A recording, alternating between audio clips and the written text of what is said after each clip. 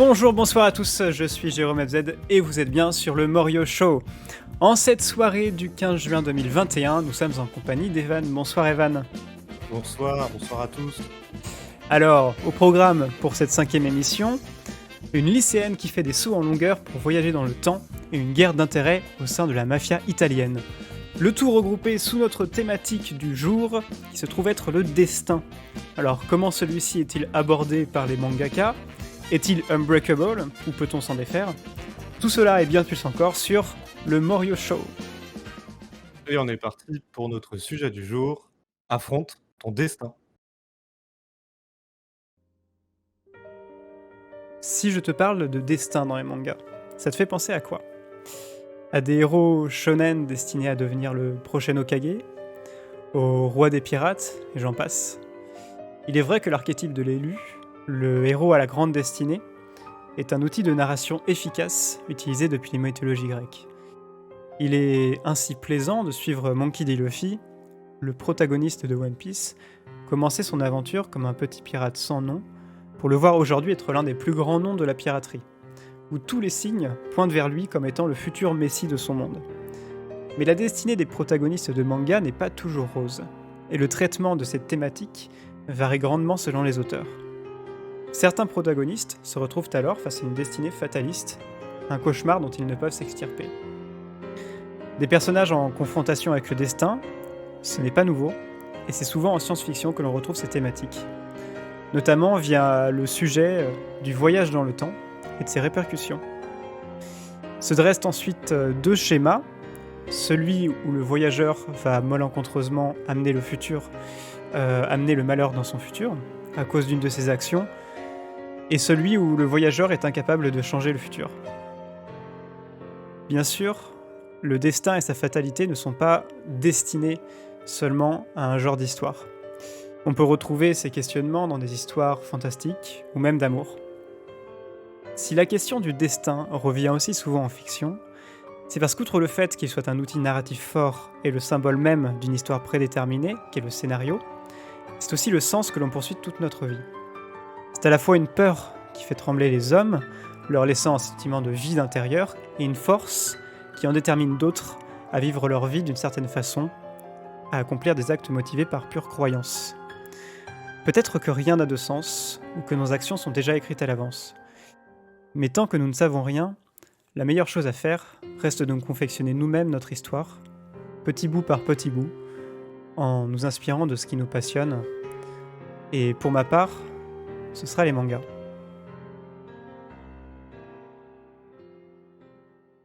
Alors, Jérôme, si j'en crois ton introduction, le destin, c'est un gimmick, c'est une... enfin, les concepts de destin dans les mangas, c'est quelque chose qu'on retrouve d'abord dans le shonen et qu'on verra ensuite dans d'autres mangas.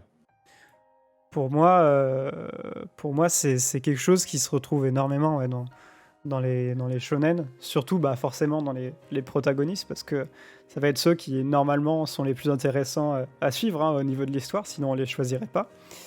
Et, euh, et c'est vrai que c'est très tentant en fait d'avoir un protagoniste qui a une destinée toute écrite, qui est reliée à beaucoup d'événements de l'univers, etc.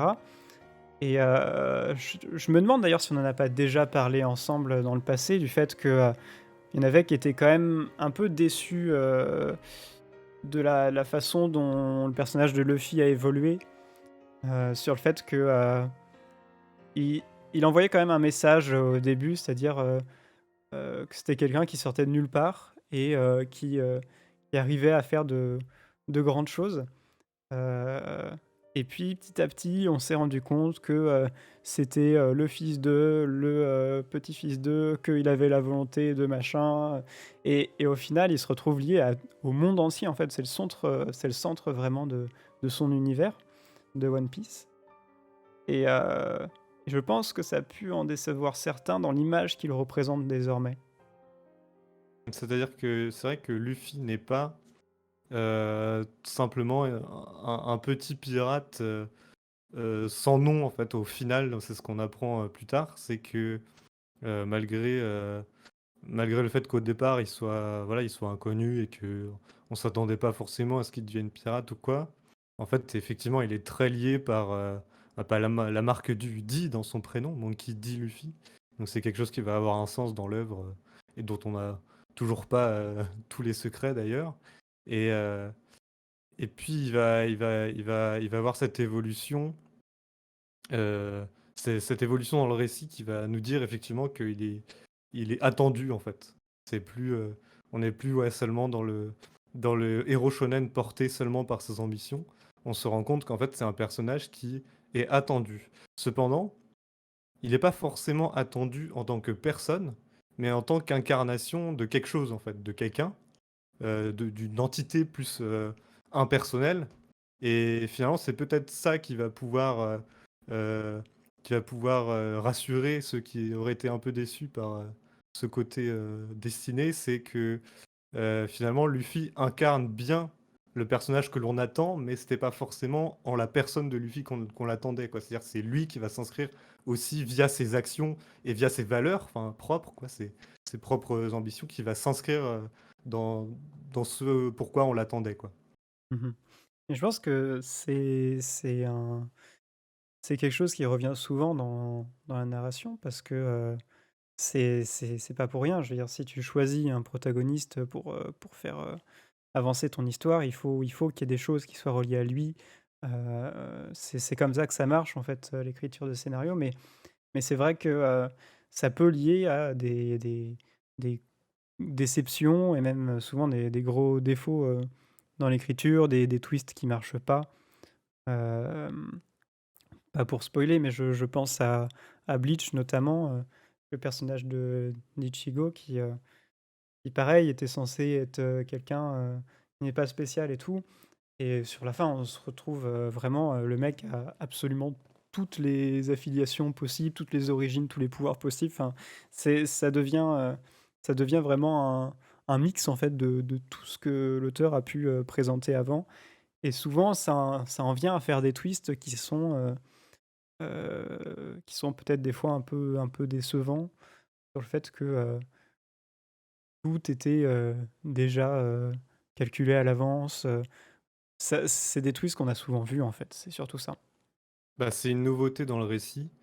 Ça va venir comme une nouveauté dans le présent du récit que le mangaka écrit, mais une nouveauté qui fait référence à quelque chose qui est là depuis le départ, mais qu'il ne nous avait pas montré. Donc effectivement, euh, soit ça peut être vu comme une facilité scénaristique.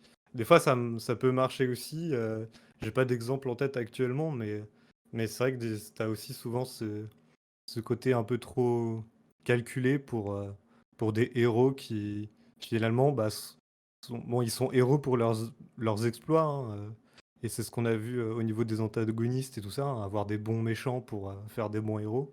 Mais, euh, mais effectivement, quand tu as cette logique de destinée, bah, en fait, ça les rend un peu moins intéressants au niveau de leur propre énergie qui leur fait avancer, quoi. Mmh. Et tu vois, ce que j'aime bien prendre souvent en exemple encore sur Bleach, c'est le fait que, heu, là, ça contredit complètement, le personnage d'Ichigo parce que, lui, tout ce qu'il veut, il le dit assez clairement dès les débuts, c'est vraiment, bah, retourner à sa vie tranquille quoi, sans problématique et cetera. Et il a pas vraiment d'ambition. Ce qui fait que, Ouais. ça vient contredire complètement avec l'avancée du récit. Et heu et en fait, il est presque l'incarnation de quelque chose qui est tapi un peu dans l'ombre de certains shonen. C'est le fait un peu d'avoir cet aspect marionnette quand on regarde un petit peu de l'extérieur. Certains héros, tu as l'impression qu'ils sont imprégnés, malgré eux, de, certains codes du shonen, et qui peuvent plus s'en défaire, au point de se ressembler des fois un peu tous et surtout au point de voilà, d'être pris par cette destinée qui, même si, ça a l'air d'être une destinée brillante parce que c'est l'élu de tel monde et cetera, bah, lui, tu vois, Ichigo, il voulait pas.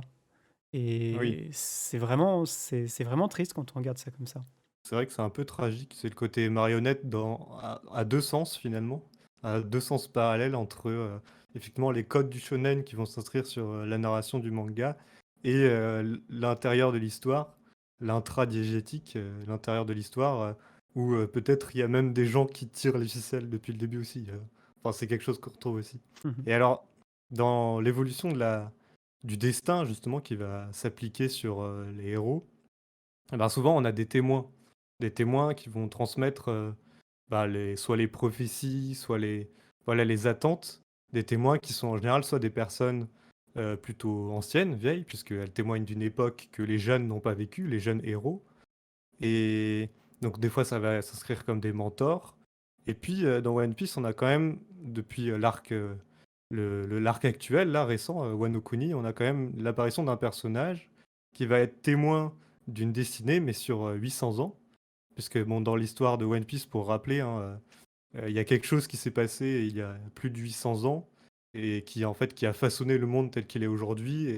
Et en gros, le principe, c'est que dans l'œuvre, on se rend compte que on va un peu remettre en question justement voilà, cet ordre qui est installé là depuis 800 ans. Et donc, ce personnage, c'est Toki. Donc, Toki, ça veut dire le temps en japonais. Et elle, parmi les pouvoirs donnés par les fruits du Némon dans One Piece, elle a le pouvoir de justement de faire des bonds dans le temps, donc vers le futur seulement. Elle a le pouvoir d'avancer vers le futur, et donc elle va s'inscrire un peu comme une sorte de témoin qui va toujours apporter euh, aux générations futures finalement, vu qu'elle voyage très souvent dans le temps. En fait, finalement, quand on la voit, elle a qu'une vingtaine d'années. Et en fait, ça fait 800 ans qu'elle voyage dans le temps, donc ça veut dire qu'elle a vraiment fait beaucoup, beaucoup, beaucoup de bons en avant, en fait. Et elle, elle était vraiment là en tant que témoin et aussi en tant que exploratrice pour trouver la personne justement, euh, la personne comme on disait tout à l'heure qui va être incarnée par Luffy, la personne qui est censée changer les choses. Et cette thématique du temps, c'est là, pour le coup, ça reste encore dans ce que tu décris, une espèce de prophétie qui va s'attacher au personnage et qui va, je pense, embrasser complètement. Je l'espère pour lui. Mais sur d'autres œuvres, on a aussi des confrontations plus directes avec le destin et sa fatalité aussi. Et ça se retrouve le plus souvent quand c'est plus seulement la subtilité ou un message, quoi, quand c'est vraiment le destin qui est une thématique claire de l'œuvre, ça s'inscrit souvent dans des thématiques justement qui font rapport au temps, au voyage dans le temps. Là, effectivement, on va retrouver cette thématique depuis qu'on invente des fictions, hein, depuis qu'on écrit des choses, des histoires, on va toujours avoir cette fascination pour le voyage dans le temps, que ce soit pour, bah oui, pour corriger des choses dans le passé, pour avoir voilà, cette envie de retourner dans le passé, ou justement pour s'inscrire dans ces thématiques qu'on aborde depuis tout à l'heure, dans cette logique de roue qui tourne et de destin immuable, comme si l'histoire de toutes les dimensions parallèles qu'on pourrait créer en voyageant dans le temps, elle était écrite en fait, comme si voilà, toutes les possibilités, quoi qu'il arrive, amènent toujours à un destin plus ou moins similaire. Il y a une peur aussi, hein. Je trouve qu'il y a une peur. Euh, c'est presque, ça fait aller un peu loin, mais c'est presque un complexe de Dieu, c'est-à-dire que l'humanité a maintenant envie de contrôler, de maîtriser le futur. C'est pour ça qu'on crée des fictions avec des personnages qui peuvent voyager dans le temps pour voir si on peut corriger et avoir le meilleur avenir possible, quoi. Ça trahit ça trahit d'une peur, je pense. Et, et s'il y a un animé qui traduit bien ça, c'est Steins Gate, euh, que j'ai découvert, moi, il y a pas mal d'années, c'était en 2016, je crois. Et donc là, c'est un animé sur le voyage dans le temps. Et, euh, et là, le protagoniste va vraiment devoir se battre contre le destin à coup de voyage dans le temps. Et ce qu'on en retient surtout, c'est, ouais, c'est un combat de la nature humaine, contre des lois, qui paraissent immuables et c'est la faiblesse, en fait, d'un être humain contre ce genre de loi. Ouais et puis avec le voyage dans le temps, on a ça et on a du coup aussi cette correction vis-à-vis d'une technologie, donc c'est-à-dire le voyage dans le temps, dans les fictions, voilà, on considère que c'est une nouvelle technologie qui arrive à un moment, que l'humanité arrive à maîtriser ou plutôt de manière marginale, seulement quelques personnes. D'un coup, ont la possibilité de voyager dans le temps et souvent, alors qu'on pourrait penser, que du coup voyager dans le temps, voilà, ça donne, beaucoup de possibilités, hein, que ce pour gagner au loto ou quoi que ce soit. Enfin voilà, tout cette question de l'appât du gain ou quoi que permet le voyage dans le temps et ben, souvent ces héros-là, ils vont se rendre compte que voyager dans le temps ne leur apporte, rien. En fait, le résultat qu'ils pourraient souhaiter avoir, disons, ils vont pas pouvoir, s'en satisfaire. C'est-à-dire que, on va créer enfin les mangaka vont créer des règles telles que, si tu ramènes quelqu'un, voilà, dans le futur, quelqu'un qui serait mort, par exemple, et que tu aimais bien et tu ramènes dans le futur, bah, d'un coup, tu as une sorte de de règle, de règle spatiale qui dit que, elle peut pas vivre, la personne peut pas vivre dans le temps présent parce qu'elle n'appartient plus à ce temps-là. Enfin, on va toujours avoir une sorte de statu quo au final. En fait, on va dire, ouais, OK, t'as trouvé le moyen de changer des choses, mais en fait, derrière, toutes les règles vont faire en sorte de revenir à l'équilibre du temps fixe, quoi, du temps unique qui va dans une seule direction et qui ne s'arrête jamais, quoi.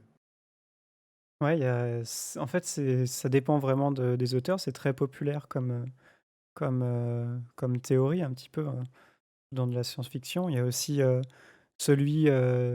théorie du fait que, si la personne veut changer, quelque chose avec un voyage dans le temps, ça va, créer en fait tout simplement une autre timeline et donc, il y a il y a 2 futurs différents. Donc là, pour le coup, il a vraiment changé les choses et il suffit seulement de sauter de timeline en timeline différente. C'est on peut presque parler d'univers parallèle, à ce niveau-là. Oui. Bah, moi, ça me fait surtout penser à pour ceux qui connaissent, le manga, Reborn, là, mon prof, le bébé tueur, là. Donc qui est un manga à la base, sur un peu l'univers de la mafia, tiens et où voilà, quelqu'un va avoir, une sorte de prof qui en fait, ce sont des personnages qui sont sous forme de bébés à cause d'une, malédiction à un moment qui est arrivée et à un moment, il y a un arc, dédié justement à un saut dans le temps, 10 ans dans le futur et l'antagoniste, de cet arc et bien, en fait, on apprend qu'il maîtrise toutes les timelines sauf une, tu vois? Sauf une dernière qu'il faut sauver justement bah, de son joug quoi, de son contrôle. Je trouve ça assez marrant quoi, c'est cette idée que, du coup ce personnage-là, il a été à un moment tellement puissant il a pu, contrôler comme il voulait chaque éventualité, possible en fait, sauf une, qui reste, et c'est celle où évidemment où ils vont aller pour se battre quoi. Et Donc c alors, au sens, ouais vas-y, je te laisse finir sur ce sujet. Non, bah, je pense que en fait, tu venais sur le même sujet, hein. On s'est retrouvés, au même moment, mais c'est, c'est le fait, comme tu disais, de vouloir contrôler comme ça, c'est des personnes qui n'arrivent pas à accepter ce qui leur arrive. Oui et ça c'est quelque chose qu'on peut trouver en analogie, au fait on est quand même en train de traiter des shonen, donc manga, jeunesse pour les jeunes, avec des personnages, jeunes justement et dans cette société japonaise, bon je dis japonaise parce que du coup c'est là où beaucoup de mangas se font, mais il y a peut-être un moment une idée comme quoi tout est vraiment très très calculé en fait dans la vie d'un citoyen japonais. C'est-à-dire, il y a vraiment, le sens du travail, le sens de l'entreprise, le sens des études, voilà tout, enfin dans l'autre ordre, si on veut chronologiquement. Donc, d'abord faire des études, puis, avancer voilà, le but c'est de s'inscrire dans la meilleure université, ensuite, vraiment avoir, le meilleur emploi quoi. C'est cette course pour son avenir en fait, son avenir, plus professionnel finalement qu'émotionnel d'ailleurs ou les choses comme ça. Parce que même au niveau des foyers, c'est vraiment se marier, mais dans une logique très, finalement, très patriarcale aussi, hein. Au Japon, se marier pour avoir l'épouse qui va s'occuper de toi et s'occuper du foyer, quoi. Donc on a toute une logique qui semblerait très préécrite en fait par la société. Et du coup, ben, c'est peut-être à un moment la remise en question de certains jeunes qui vont se dire, qui vont vouloir se défaire en fait de tous ces codes établis. Et donc c'est peut-être ça en fait qu'on va retrouver en analogie chez les héros de shonen. Bah, ces codes, alors si je peux revenir encore sur Bleach, c'est une espèce de on ressent des fois de l'injustice aussi face à des systèmes qui sont déjà en place et qui ne veulent pas bouger. C'est ce qu'on retrouve, dès les premiers arcs de Bleach et ouais, c'est une injustice qu'on peut ressentir quand on est plus jeune et qu'on se rend compte un petit peu de comment le monde marche vraiment et c'est des fois se faire face à un mur, je trouve, à un certain âge et donc bah, Bleach représente ça très bien sur le fait de vouloir, faire, changer un petit peu ces systèmes qui sont des fois archaïques et heu et vouloir, à tout prix, s'imposer, comme étant, des personnes, qu'il faut écouter même si on est jeune et qu'on a peu d'expérience. Il y a cette bataille toujours pour la jeunesse aussi. Ouais, d'accord. Bah, c'est vrai qu'on retrouve aussi de toute façon cette thématique-là dans One Piece aussi, évidemment, hein, avec la nouvelle génération de pirates. C'est les jeunes qui montent vite, mais qui font pas les choses telles que ça avait été fait avant eux. Donc, il y a toujours ça, c'est vraiment le combat générationnel, à l'instar de l'anti-establishment des années 70, par exemple aux États-Unis, ou des choses comme ça, hein. Ou même au Royaume-Uni, où il y a une génération qui en a ras-le-bol et qui va voilà, aller vers de nouvelles avancées comme ça. Et, et ça prend aussi du sens dans l'autre sens, du coup, comme tu parlais de la maturité de ceux qui ont de la sagesse, ceux qui ont de l'expérience, en fait, et voilà, qui vont être perçus comme sages. Donc, c'est plutôt les gens qui ont vécu déjà et qui, finalement, eux, bah, forcément, ils sont dans ce changement de perception, puisqu'ils sont dans l'acceptation de ce qui s'est passé dans leur vie, puisque de toute façon, bah, ça s'est passé. Donc accepter le cours des événements, accepter comment la vie s'est déroulée pour eux. Et il y a cette nouvelle problématique aussi, pour ceux bah, forcément qui approchent d'un âge très avancé, c'est l'acceptation cette fois d'un futur, bah, un petit peu du futur assez imminent qui arrive, c'est celui de la mort, quoi. La mort, euh, la mort de vieillesse, c'est pas très gai, mais on a aussi cette notion de sagesse et d'acceptation de la mort qui va créer en fait énormément enfin du coup justement de peur de la mort qui va créer énormément de personnages et surtout beaucoup d'antagonistes en général qui vont toujours vouloir déjouer la mort et donc créer des choses pas possibles pour essayer de s'en tirer, quoi. Mmh. Je pense qu'on peut dire qu'ils sont dans le déni, en fait, la plupart du temps.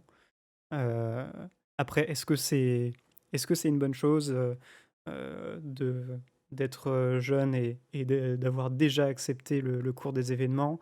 Est-ce que c'est une bonne chose d'être vieux et de ne pas vouloir, que la mort arrive? Ça va dépendre vraiment des auteurs qu'on va trouver et qu'on va aussi explorer, ce soir.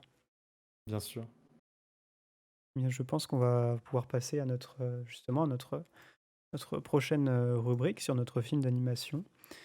Donc, juste avant, une petite interlude, musicale.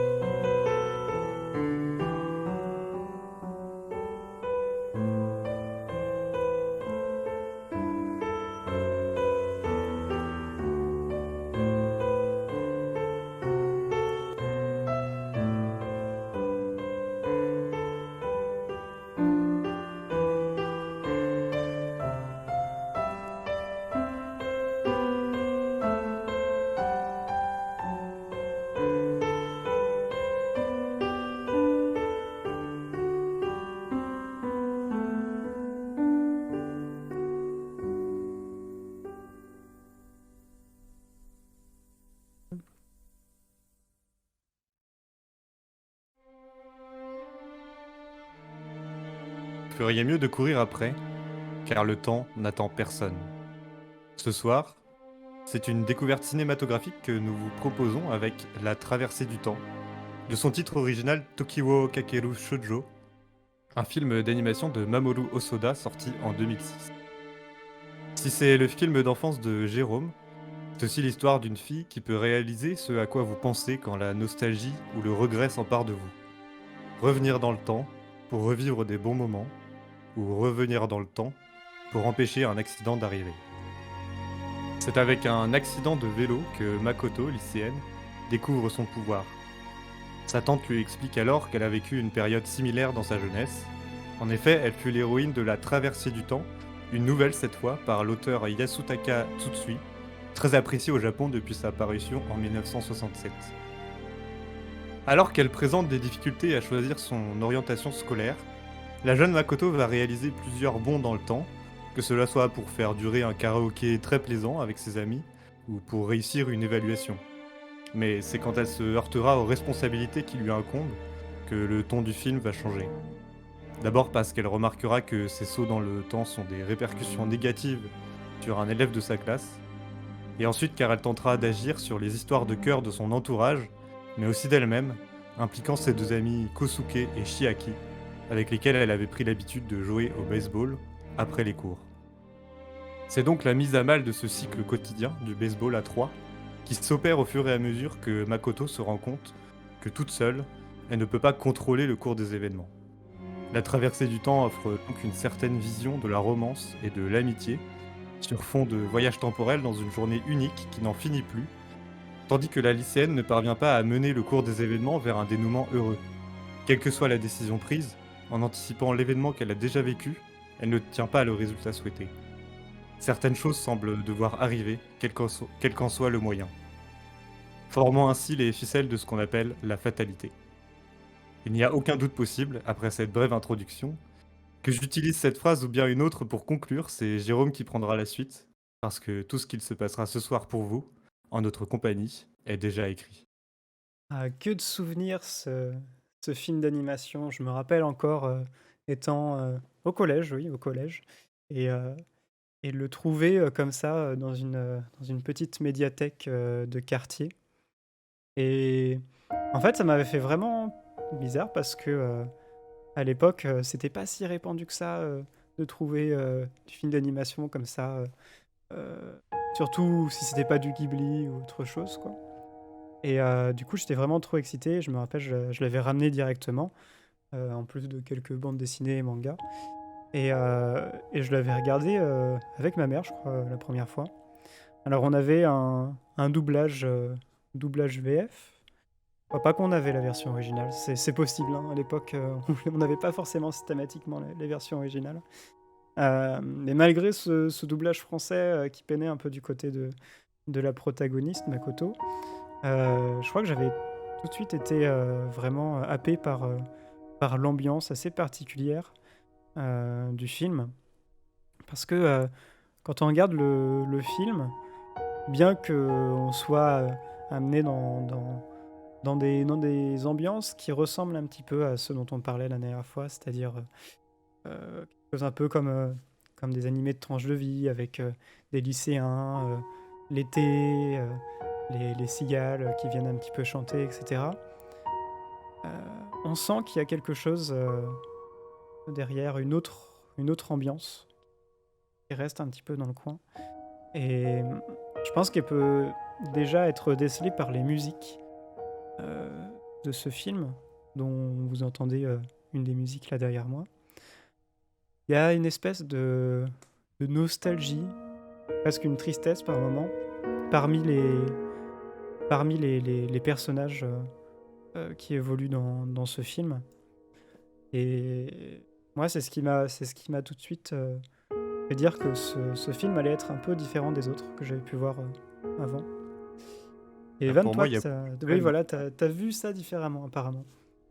Pour ce côté triste, nostalgique, je le vois hein, et je l'ai ressenti de la même manière. Moi, je l'ai découvert récemment. Je l'ai pas découvert en étant jeune, donc j'ai moins ce côté affectif du film, mais effectivement, on le voit Alors, si, moi, ce qui m'a marqué, c'est qu'au début du film, c'est très drôle. On est dans ces débuts de film plutôt énergiques, avec le réveil qui sonne, tout ça. Et ça me fait penser à un autre film d'animation, parce que moi, pour le coup, le film d'animation japonais de mon enfance, ça n'a rien à voir. C'est Le Royaume des chats. Mhm. Oui. Euh, je sais pas si tu connais. Bah, Et j'ai eu le plaisir de le connaître peu après avoir découvert la traversée du temps dans la même médiathèque, justement. là, on est autre chose, hein, on est sur d'autres studios. Mm. Parce que du coup, la traversée du temps, c'est Madhouse, donc c'est pareil, c'est un studio d'animation qui a un peu de bouteille, hein, déjà, qui a beaucoup d'expérience maintenant. Et là, effectivement, on est dans ses débuts plutôt heureux, enfin drôles, quoi. J'ai vraiment eu il y a vraiment des moments rigolos, surtout quand elle commence à utiliser son pouvoir, bah, justement pour les choses de la vie normale, quoi, pour cette fameuse scène du karaoké qui m'a vraiment fait rire, moi, personnellement, où tu vois Chiaki qui danse derrière, donc son ami Chiaki qui est avec et qui chante derrière justement une musique qui s'appelle Time Waits for No One. Euh, D'ailleurs, il y a aussi un titre de Freddie Mercury qui s'appelle qui s'appelle comme ça. Oui, c'est Et, vrai. euh, et, euh, et donc voilà, ça c'est vraiment ce côté très drôle. Et il y a un moment, il y a un tournant, et on va plus vraiment avoir ce côté comique justement. Et on va vraiment rentrer dans le fond du problème, dans, euh, dans la prise de conscience de Makoto, voilà, qui se rend compte de la répercussion de ses actions quand elle remplace par exemple un élève de sa classe pour un travail en groupe de cuisine parce qu'elle savait qu'il y avait un petit accident qui allait arriver. Du coup, elle a changé de groupe, et du coup, c'est l'autre qui s'est pris l'accident à la place, enfin, et qui va continuer du coup, ça va créer une réaction en chaîne, voilà, c'est ça. En fait, elle va créer, à chaque fois qu'elle va changer quelque chose, forcément, elle va créer des réactions en chaîne différentes de celles originales, et elles sont souvent pires, en fait. Moi, j'ai l'impression qu'on est entre les deux théories dont on a parlé plus tôt, c'est-à-dire qu'on est entre le fait de ne pas pouvoir changer le futur et celui de voyager de timeline en timeline, il y a ce transfert de destinée à d'autres personnes. Donc, c'est quelque chose qui est censé arriver, mais du coup, avec ces voyages dans le temps, ça vient altérer, et ce sont d'autres personnages qui reçoivent soit ces malédictions ou ces bonheurs, ça dépend. Et, euh, et donc là, on est vraiment dans l'entre-deux. Ça fait du bien de voir, de voir un autre concept pour du voyage dans le temps. Et, euh, mais surtout, ça fait forcément, euh, comment dire, ça met vraiment en avant la prise de responsabilité que doit avoir Makoto. Et là-dessus, on peut revenir un petit peu sur le point qu'on avait lors de notre deuxième émission, qui était avec notre découverte Kiseju, et le fait d'avoir un peu ces thématiques, encore une fois, de passage un peu à l'âge adulte, vu que c'est la fin du lycée, etc. Et aussi de celui d'assumer pleinement ses responsabilités, et de l'acceptation aussi. On retrouve les mêmes thématiques un petit peu aussi sur Ouais. Kiseju. Puis on est justement dans ce fameux choix de l'orientation. Mhm. Ça, c'est quelque chose qu'on retrouve souvent ici, hein, dans les lycéens, dans les mangas. C'est qu'est-ce que faire l'année suivante, vers où aller. Et évidemment, ben, dans ce chemin de vie, tel qu'on en a parlé tout à l'heure, ce chemin de vie qui semble tout tracé, en fait, pour chacun, c'est vraiment chacun doit rentrer dans ses rails. Eh bien, il y en a qui savent pas, quoi, qui savent pas choisir leur orientation, qui savent pas tout de suite où aller. Et bah, évidemment, ils n'ont pas de temps, en fait. Ils n'ont pas de temps pour réfléchir plus, au final. Et donc, effectivement, le film a peut-être un sens qui va de ce côté-là, de se dire que là, pour le coup,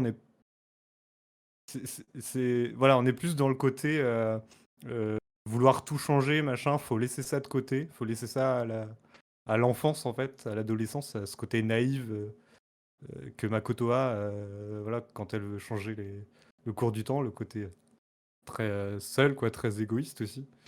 Euh, et, voilà, on met ça de côté pour dire bon, maintenant, voilà, maintenant, faut y aller, quoi, faut rentrer dans le moule un peu. Et je trouve derrière, on a quand même toujours ce côté un peu, peut-être vision négative ou rien que le fait, tu vois, d'avoir, le Ah bah, il y a une film, remise en question, bien sûr, hein, ah oui et de le ce film, concept-là. mais surtout en rapport, forcément de Chiaki et Makoto, hem et le fait que, un moment, sur une scène, on nous les montre quand même, clairement comme étant, 2 personnages finalement très similaires avec, un outil, très simple, hein, de narration sur le fait que, comme à un moment, elle revient dans le temps, heu, on a eu une scène où ils ont échangé et les dialogues s'inversent. C'est-à-dire que Makoto dit ce que Chiaki avait dit et cetera pour moi, c'est clairement, la preuve que, ce sont, ça a beau être, 2 personnages qui semblent être totalement différents, parce que Chiaki a l'air quand même assez plus posé, hein, plus mature que Makoto. Je pense que c'est la scène était construite, pour nous dire que les 2 utilisaient, le voyage dans le temps, mais mais de la même manière, c'est-à-dire, à des fins, assez égoïstes puisque on découvre que, Chiaki a voyagé de loin, hein, dans le temps pour pouvoir voir un tableau apparemment qui n'existe plus dans son époque. Heu et c'est particulier parce que quand il nous décrit son époque, on a l'impression vraiment que c'est l'apocalypse. On selon les traductions, on a même des fois, le fait que, il n'ait pas vu, le ciel et lui, tout ce qu'il veut, c'est voir un tableau. C'est pas forcément, heu, changer, le monde, changer le futur. C'est vraiment voir ce tableau et bah, derrière, ça pose beaucoup de questions. Est-ce que, c'est seulement égoïste ou est-ce que, on peut rien y faire, en fait? Il le sait très bien et dans ce cas-là, il y a plus il y a plus de raison de vouloir changer le futur et autant être Il y a seulement qu'égoïste. il y a plus que le passé, en fait, voilà, sur lequel on peut se reposer. Mmh. Et c'est vrai qu'il y a toujours ces quelques éléments un peu mystérieux, hein, dans le film, qui vont avec l'univers, enfin, qui vont avec un univers où on dit que d'un coup, il y a des voyages dans le temps qui peuvent être possibles par des jeunes filles. Enfin, c'est-à-dire dans le sens où c'est ce que la tante explique, voilà, c'est quelque chose qui arrive, enfin, qui peut arriver chez certaines personnes, tu vois, il y a quelque chose d'un peu. Bon, après, on apprend que c'est un peu différent, mais il y a cette logique-là où voilà, on accepte qu'on est dans un univers comme ça. Et pour peut-être pour coller à la crédibilité aussi de cet univers-là, justement, on va rajouter cet élément-là, ce tableau, la tante qui est très mystérieuse, hein, du coup, parce que voilà, elle est vraiment là, elle n'est pas du tout étonnée que sa nièce voyage dans le temps, etc. Puisque voilà, elle aurait vécu les mêmes événements aussi avant. Enfin, donc on a voilà, cet ajout d'espèce de poésie mystérieuse avec ce tableau qu'il faut voir et qui n'existe plus. Est-ce que ça veut dire que tous les tableaux n'existent plus? Est-ce que ça veut dire que la peinture n'existe plus? Voilà, qu'est-ce que ça veut dire? C'est assez ouvert en fait. Et c'est ouvert parce que malgré le fait qu'on voyage dans le temps, on voyage dans le... Pour le coup là, c'est du voyage dans le passé. euh, et ben on connaît pas le futur quoi. Et on sait, enfin, si le cours des événements va toujours dans le même sens, en vérité, on prédit pas non plus le futur, donc il faut vraiment qu'il y ait un voyageur qui nous le dise, quoi, qui nous Et témoigne de cette fatalité, quoi.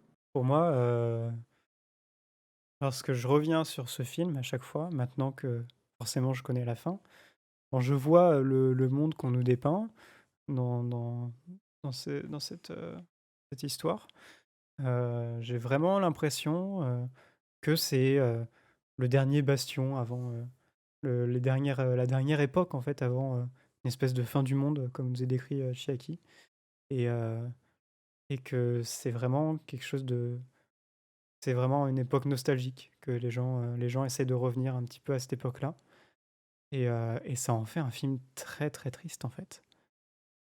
Bah, j'en retiens quelque chose d'assez triste, effectivement.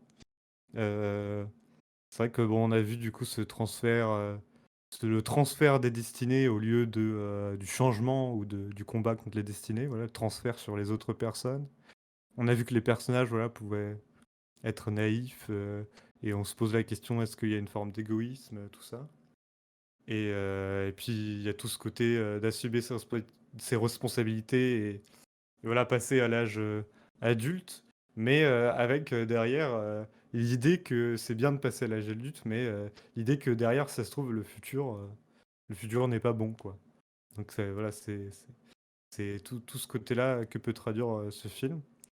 Et alors c'est vrai que moi, j'avais vu d'autres films enfin, il me semble, en fait, qu'en découvrant la filmographie de Mamoru Hosoda, le réalisateur, j'avais vu Summer Wars, il me semble.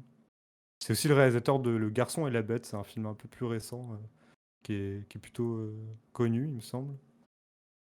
Et bon, on était dans d'autres thématiques, hein, mais moi, ce que j'aime bien, en tout cas, dans son travail, c'est surtout sa patte graphique, quoi, le design des personnages et le côté terne, euh, la lisseur, en fait, ouais, des traits des personnages. Enfin, il y a une sorte voilà, d'univers graphique assez intéressant aussi, quoi. Enfin, qui colle bien, du coup, avec ce qu'il raconte, quoi.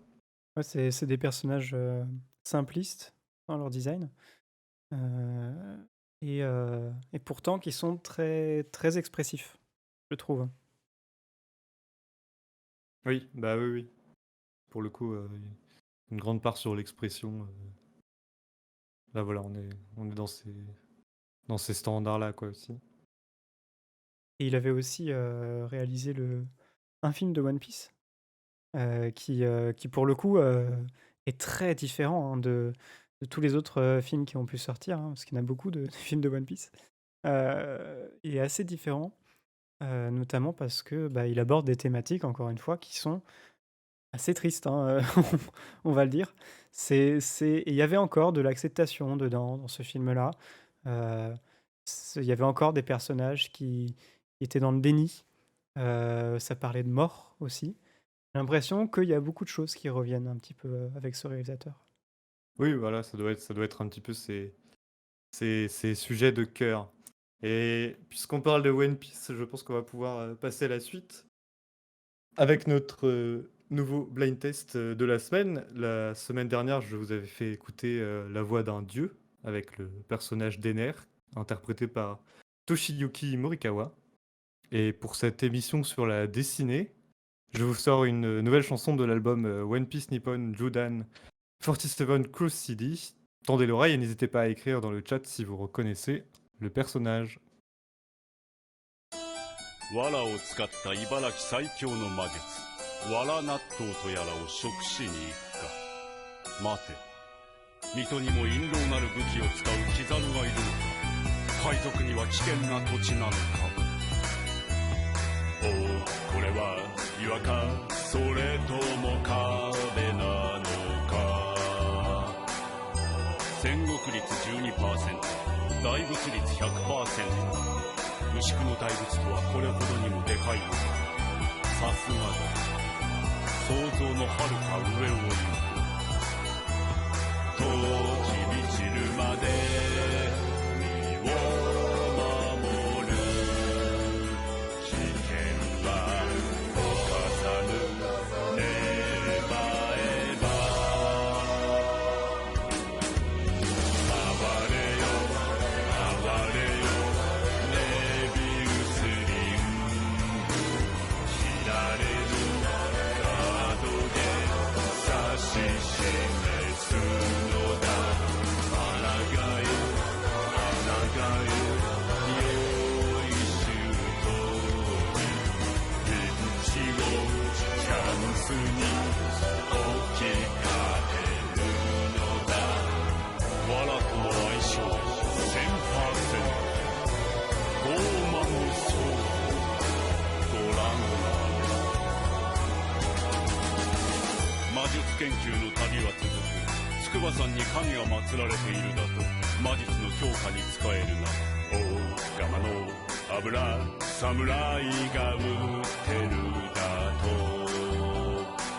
万能飛躍率 76%、 止血率 100%、 どんな怪我でも治るというのだ。一つもらおう。よし、魔術に必要なものはだいぶ揃った。あとは時を待つだけ。時が来たらば動き出す。占い外さぬレバエバめくれよめくれよハローとか次の手6の手星タンタンといざなえいざなえ勝利へのロード神々の力を追い風にして藁との相性で Alors, c'était quand même assez, assez difficile pour moi. Mais encore une fois, grâce à mes talents en japonais, bien sûr, j'ai pu avoir quelques mots qui m'ont fait prendre ma décision. Alors, pour moi, c'est Basil Hawkins. Et c'était la voix de Shigenori Soya pour le personnage de Basil Hawkins, Tu m'as effectivement. tu m'as fait très peur. C'est un pirate qui n'a de cesse de lire dans les cartes afin de calculer les probabilités des événements futurs, comme si le scénario de l'œuvre elle-même était caché dans son tarot.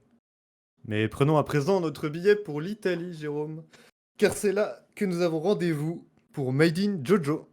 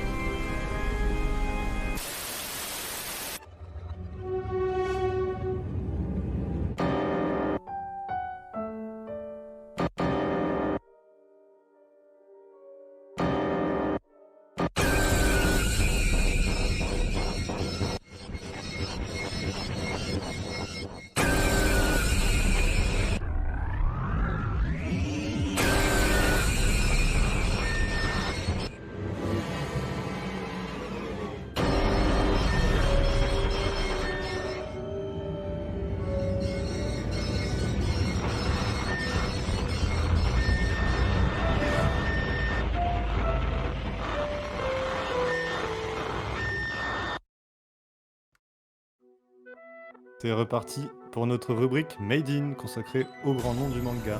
Aujourd'hui encore, nous continuons notre périple pour JoJo's Bizarre Adventure, l'œuvre d'une vie, celle de notre Hirohiko Araki, une œuvre novatrice qui influence ses contemporains mangaka depuis 1986. À chaque émission, nous revenons sur une partie du manga et nous accomplirons une première saison d'exploration de l'œuvre avec la 5e partie, Golden Wind, et son personnage devenu iconique ces dernières années, Giorno Giovanna. JoJo's Bizarre Adventure se renouvelle constamment. C'est ce changement qui nous donne une sensation de fraîcheur à chaque partie et en fait son succès. Pourtant, s'il y a bien une chose qui ne change pas et reste au cœur de l'écriture d'Araki depuis toutes ces années, c'est le thème de la destinée. Nous l'avons évoqué la semaine dernière sur Diamond is Unbreakable, mais de toutes les parties, Golden Wind est celle qui nous en dit le plus sur la vision de l'auteur à propos de ce sujet. Voilà ce qu'est la détermination. C'est frayer son propre chemin dans une plaine de ténèbres. La réplique que je viens de citer est celle de Giorno et résume parfaitement le message d'Araki. Cette histoire parle de détermination, de leur volonté de changer les choses, car les différents protagonistes ont foi en la justesse de leurs ambitions et de leurs rêves. En combinant cela avec le thème central de la série, on comprend que Golden Wind est une histoire sur la détermination à s'opposer au destin. En résumé, Golden Wind raconte les aventures d'un groupe de personnes courageuses qui se réunissent et luttent contre les embûches du destin. Bien que cela puisse aussi s'appliquer à d'autres parties, l'idée première est de surmonter tout ce qui nous retient et de renforcer notre détermination afin de réaliser un rêve que nous savons juste. Au contraire de Diamond is Unbreakable et des différentes parties, ici, l'intrigue n'est qu'une toile de fond pour les thématiques imprégnant chaque aspect de Golden Wind. Golden Wind, c'est un personnage particulier, dans la personne de Giorno, puisque, eh bien, pour une fois, c'est un petit peu un Joestar, mais aussi un petit peu un Brando. Parce qu'effectivement, il est issu, en fait, de Dio, mais Dio qui avait le corps de Jonathan Joestar, donc comme on l'avait vu dans la troisième partie. Et voilà, Giorno, c'est son fils. Ce qui fait que, entre ces deux lignées très opposées, hein, on le sait, puisque c'est l'opposition native, l'opposition historique dans Jojo, entre les Joestar et Dio, et ben, ça le force à être entre deux concepts, en fait, entre deux conceptions du monde très différentes. Bah, effectivement, Giorno, il va être... il va rentrer dans la mafia, il va être dans la délinquance. On va voir aussi qu'au cours de la partie, on s'oppose un petit peu justement à la quatrième partie, puisque cette fois les ennemis vont être tués. Voilà, on est vraiment dans une logique plus criminelle d'une certaine manière. En revanche, bah, il va mener un combat moral. S'il va dans la mafia, c'est pour certaines valeurs en fait. Et je trouve que cette dichotomie, elle est parfaitement représentée entre ses origines en fait. Surtout le fait que nous avons ici Dio, qui veut dire bien sûr Dieu en italien, et aujourd'hui on suit son fils. Et là on a toute une analogie qui peut être faite, le fait d'avoir un personnage qui peut représenter le Christ, et qui va amener peut-être ses apôtres à faire de grandes choses. Et là-dessus, on n'a pas qu'un seul personnage principal. Sur cette partie-là, on en a beaucoup, on a tout un gang. Et pour le coup, je trouve que c'est extrêmement bien représenté. Surtout que cette analogie entre, par exemple, l'eau qu'on peut transformer en vin, etc., Giorno, lui, grâce à son stand, il va pouvoir changer certaines choses, justement, puisque son stand, son pouvoir, c'est de donner la vie à des choses inanimées.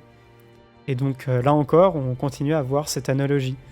Mais surtout, lorsqu'on voit un petit peu son ascendance, hein, ses deux parents, trois même, puisque Dio était avec le corps de Jonathan, eh bien, on se rend compte que on a vraiment un parfait mix entre ces deux personnalités. Comme tu disais, Evan, juste avant, Giorno, il agit pour le bien de son pays, pour retirer ce trafic de drogue de la mafia italienne, mais en même temps, c'est la mafia.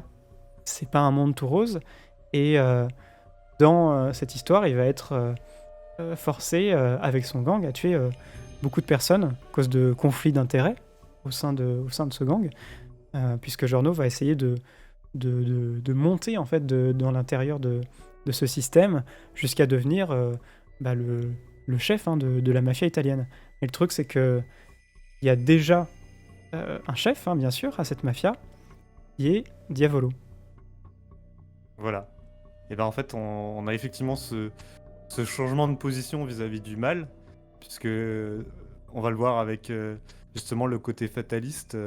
La mafia existe, et si elle est combattue par les forces de l'ordre, eh bien le choix de Giorno, Et même le sens de Giorno, c'est de non pas combattre la mafia, mais la changer de l'intérieur.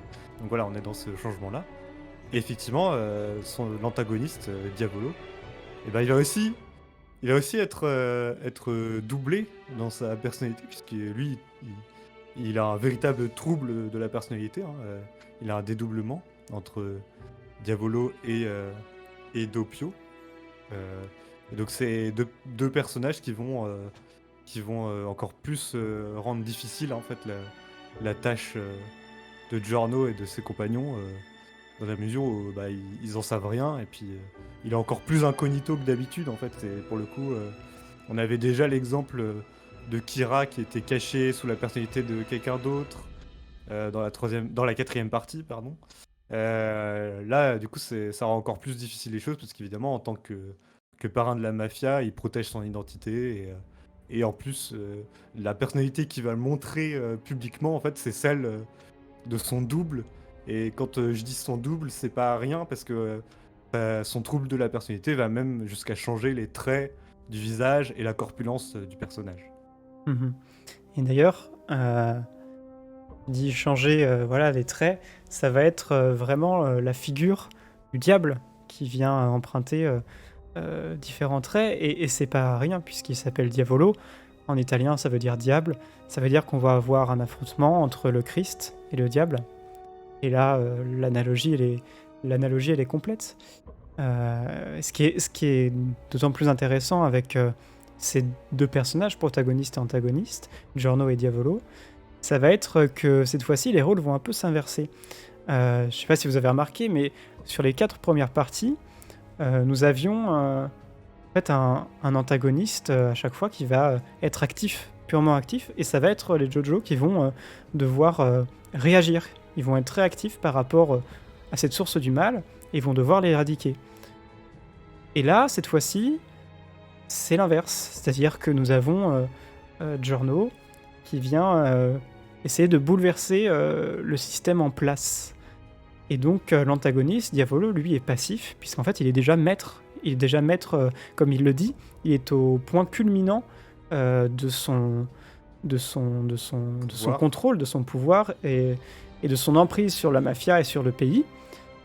Et surtout, ce qu'il veut, lui, c'est rester à ce point culminant. Et pour rester à ce point culminant, il sait très bien que normalement, le temps, c'est le problème numéro 1 qui fait que toutes les choses ne durent pas. Mais lui, grâce à son pouvoir, il va pouvoir manipuler le résultat, en fait. Il va pouvoir un petit peu tricher avec le destin et rester indéfiniment à son point culminant en termes de pouvoir. Bah oui, puisque finalement, en fait, c'est le retour d'un pouvoir temporel, cette fois, chez les stands de l'ennemi, puisqu'on avait déjà Dio qui pouvait arrêter le temps, donc là, ça avait plus une utilité dans le combat, voilà, dans le fait de pouvoir disparaître assez vite, de se déplacer autour de la personne. On avait Kira qui avait cette nouvelle capacité de pouvoir faire durer une journée indéfiniment tant que ses ennemis et ceux qui apprendraient son identité ne seraient pas éliminés, justement. Et là, voilà, on a encore un nouveau stand qui a un pouvoir temporel, et ce sera pas le dernier, d'une certaine manière, dans le stand de King Crimson. Donc on est encore dans les références aux nombreux groupes voilà, de l'époque dans lequel Hirohiko a été baigné. Et cette fois, voilà, on a cette logique de pouvoir justement prédire le futur, parce que son pouvoir lui permet de prédire 10 secondes, enfin, d'observer les 10 secondes futures en fait, qui vont se passer, et en fait de tout simplement annuler le résultat, enfin, c'est-à-dire en gros de supprimer une portion qui lui plairait pas, et du coup toujours rester au sommet grâce à ce pouvoir. Et maintenant, on se retrouve vraiment avec une opposition, en fait. L'opposition est de plus en plus puissante à chaque fois qu'on plonge un petit peu dans les thématiques de Golden Wind, puisque désormais, nous avons un antagoniste qui, lui, peut skipper pour arriver directement au résultat, pouvoir un petit peu tricher avec le destin. Et en face, nous avons un gang de personnages, hein, une bande de personnages qui va essayer de bouleverser l'ordre d'Etrevli et qui va devoir faire beaucoup de sacrifices pour y arriver et qui vont devoir tout faire pour monter jusqu'au boss. Et donc là, on a quelques clés dans l'histoire qui nous permettent un petit peu de comprendre les thématiques de Golden Wind, notamment sur un passage avec une des personnes du groupe qui va se retrouver face à un ancien collègue qui est décédé et qui lui dit une phrase qui est quand même assez importante, qui va être celle de la vérité de nos actions. C'est un concept qui peut paraître un peu flou lorsque on arpente un petit peu l'histoire la première fois, mais quand on y revient, cette thématique, elle est présente partout et surtout sur la fin. C'est le fait de ne pas vouloir directement arriver au résultat. Ça vient un petit peu aussi faire écho à je pense à ce dicton que tout le monde connaît un petit peu quand on parle de voyage, hein. C'est pas l'arrivée qui compte, c'est le temps que tu as passé à voyager. Et, euh, et là, ça se retrouve donc, sur le message d'Araki, qui est vraiment celui de faire attention à nos actions, à nos gestes, et de ne pas tout le temps se concentrer sur le résultat, parce que sinon, on loupera un petit peu le sens de nos actions. On fera plus attention à son sens, et quand on fait plus attention à son sens, eh bien, on perd pied, et on peut même avoir affaire au destin lui-même, comme on voit sur cette fin de partie. Oui, on perd pied et puis on perd aussi beaucoup d'autres choses. On peut, voilà, le fait de pas de que se concentrer justement sur l'objectif final, c'est ça va être au prix peut-être de certains sacrifices qui vont se produire quoi au long du voyage justement. C'est aussi, c'est aussi le fait d'avoir, comment dire? De ne retirer aucun plaisir, en fait, puisque, on peut passer à côté de tellement de choses si on se concentre sur le résultat. Et je pense que Golden Wind arrive vraiment bien à retranscrire ça. On a vraiment des personnages qui sont conscients de de de ce qu'ils vivent, de ce qu'ils expériencent un petit peu au fur et à mesure de l'histoire. Et à côté, on a un antagoniste qui lui, est tapi dans l'ombre un petit peu. En fait, lui, ce qu'il veut, c'est vraiment quelque chose, un titre, un pouvoir, une emprise, et il se concentre jamais sur ce qu'il vit vraiment. Donc, on a vraiment quelque chose, une narration qui est assez particulière, notamment sur la fin de Golden Wind, puisque on a des codes shonen, hein, qu'on a bien présentés. Celui aussi d'avoir une narration qui se finit souvent en apothéose avec un climax sur un gros combat contre l'antagoniste, etc. Ici, c'est un petit peu dérivé. Le gros combat, il est un petit peu unilatéral. Ça, c'est souvent intéressant quand ça se passe comme ça. Et surtout, Araki nous délivre un antépénultième, un chapitre un petit peu juste avant la fin, qui est en fait un flashback et qui vient un petit peu remettre un petit peu en contexte tout ce que tout ce que notre groupe a vécu depuis le début de l'aventure.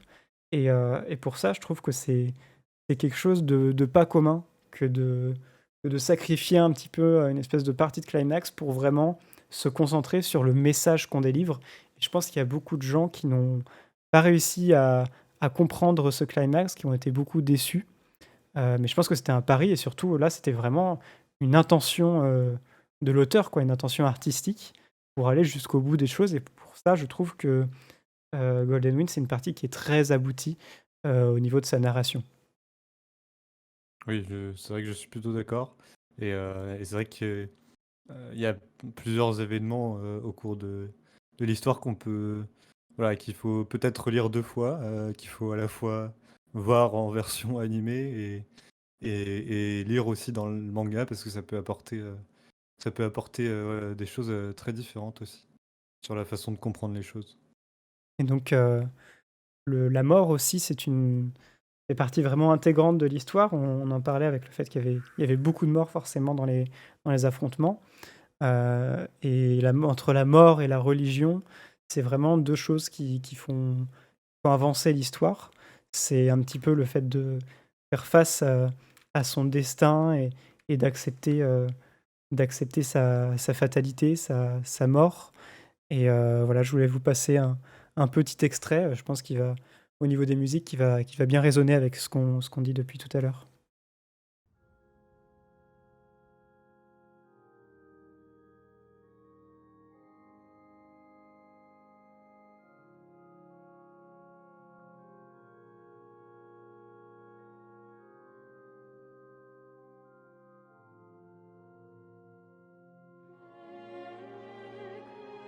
気にするな、ジョルノ。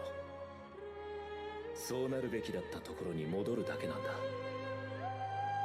元に戻るだけ。ただ元に。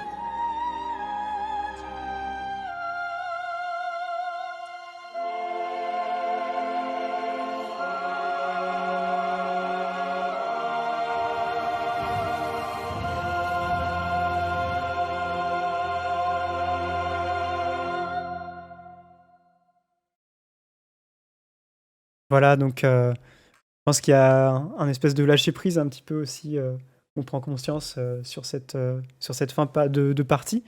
Et Evan, bon, je sais pas si tu es d'accord avec moi. Pour moi, il y a beaucoup on peut vraiment avoir chacun sa propre interprétation un petit peu de cette fin de partie, surtout concernant les thématiques, parce que cette fois-ci, c'est vraiment une narration bien plus subtile qu'on a un peu moins l'habitude d'avoir dans Jojo. Pour moi, c'était vraiment un message pour l'humanité. C'était aussi un message d'espoir en disant que depuis le début, nos personnages qui se battaient contre le destin, en fait, il n'a jamais été question de le vaincre, le destin, mais plutôt de pouvoir vivre et avancer en fait, en l'acceptant, dans l'espoir que leur détermination et leur sacrifice aussi sur le long du chemin leur apporteront peut-être un avenir un tant soit peu meilleur, bien qu'ils ne peuvent pas échapper à leur propre fatalité, en fait, à leur propre destin. Oui, c'est vrai que j'avais pas forcément vu tout ça aux premiers abords, hein, en découvrant la partie, mais c'est vrai que du coup, t'avais l'air plutôt pas mal inspiré sur cette partie. C'est vrai que du coup, hein, pour le rappeler, la partie 5, vu qu'elle a été adaptée en animé, donc toujours par la maison David Productions, hein, qui adaptait les autres saisons, les saisons précédentes. Et c'est vrai qu'avec cette saison-là et la partie 5, du coup, en 2018, si je ne m'abuse, ça a fait quand même un sacré regain de popularité. Et du coup, c'est assez intéressant de voir que ça a ramené un peu de l'intérêt pour l'œuvre aussi grâce à ça. C'est quand même une œuvre enfin, c'est une partie, pardon, qui a même sa version française, ce qui n'est pas le cas des autres. Donc voilà, ça montre un peu le succès. Et, euh, et du coup, c'est intéressant de pouvoir y voir toutes ces thématiques-là, justement, qu'on a abordées ensemble. Et que j'espère que ça aussi ouvrira de nouveaux champs de lecture de l'œuvre de Jojo pour ceux qui ont vraiment découvert Jojo via cette partie, justement. Exactement, parce que c'est aussi une partie qui est très populaire au Japon. Tu me disais au niveau par rapport aux autres parties, en fait. Oui, oui,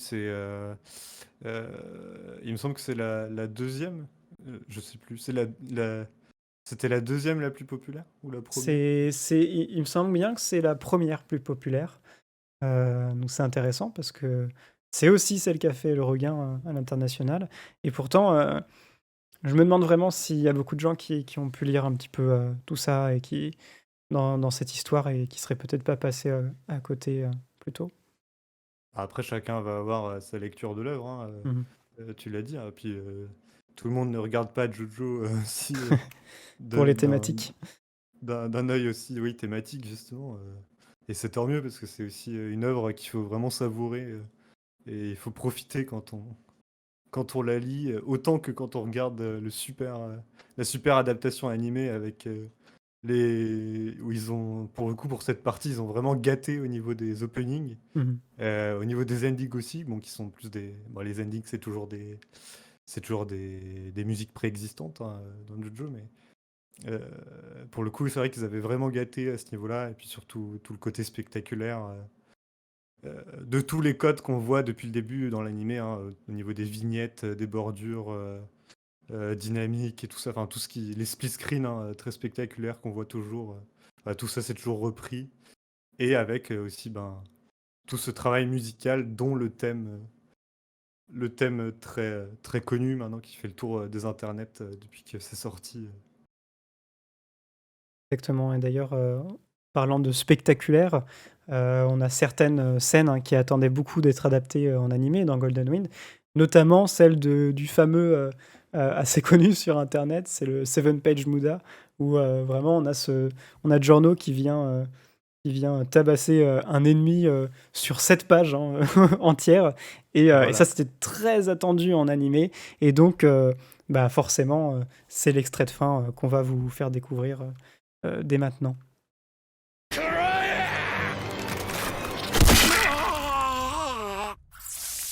確かに喋ったのは時間が欲しかったからだ。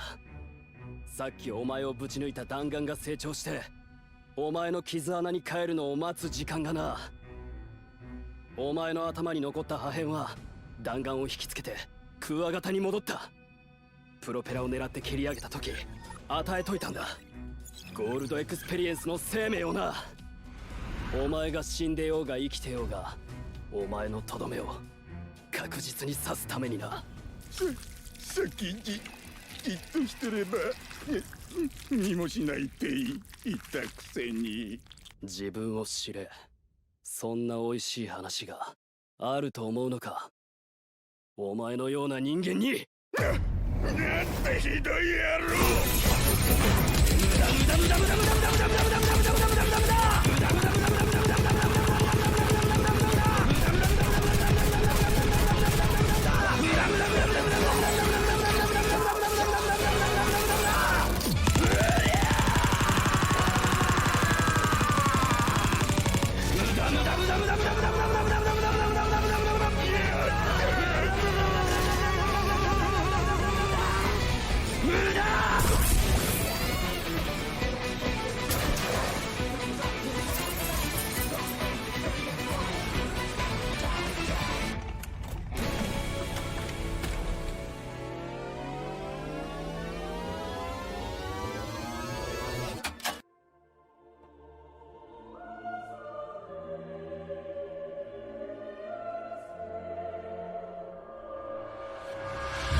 父さんが奴の能力を跳ね返した。母さんに預けておいたペンダント。今までのグッチと別人みたいだ。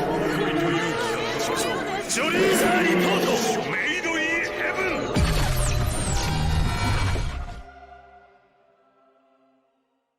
Voilà, donc on est parti pour une petite pause la semaine prochaine. C'était des extraits évidemment très impressionnants. Je pense que vous attendiez autant cet extrait dans cette émission que l'adaptation animée quand elle est sortie.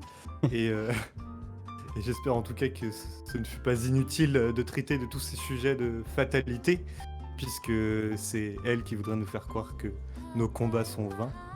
En tout cas, moi, ça fut une émission très agréable hein, sur ces sujets. Je sais pas ce que t'en penses, Zéro. Moi aussi, j'espère que j'ai pu vous transmettre un petit peu certains messages à travers l'émission, parce que finalement, cette fois-ci, on parlait de choses qui dépassent notre passion. C'est des questions bien plus existentielles. Et voilà, j'espère que ça a pu vous plaire. J'espère que vous avez été hypé avec ce petit teaser pour la prochaine émission, après notre pause.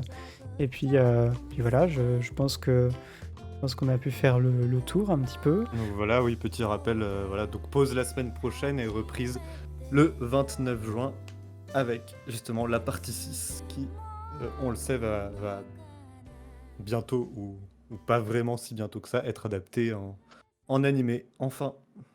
Exactement. Et donc, bah écoute, je pense que là-dessus, on peut se laisser. Et donc, on va vous dire à la semaine, pas prochaine, mais dans 2 semaines, pour notre prochaine émission. Ce sera sur Stone Ocean. Et voilà, j'espère que vous avez passé une très bonne soirée. Bonne soirée, Van. Bonne soirée. Salut, salut.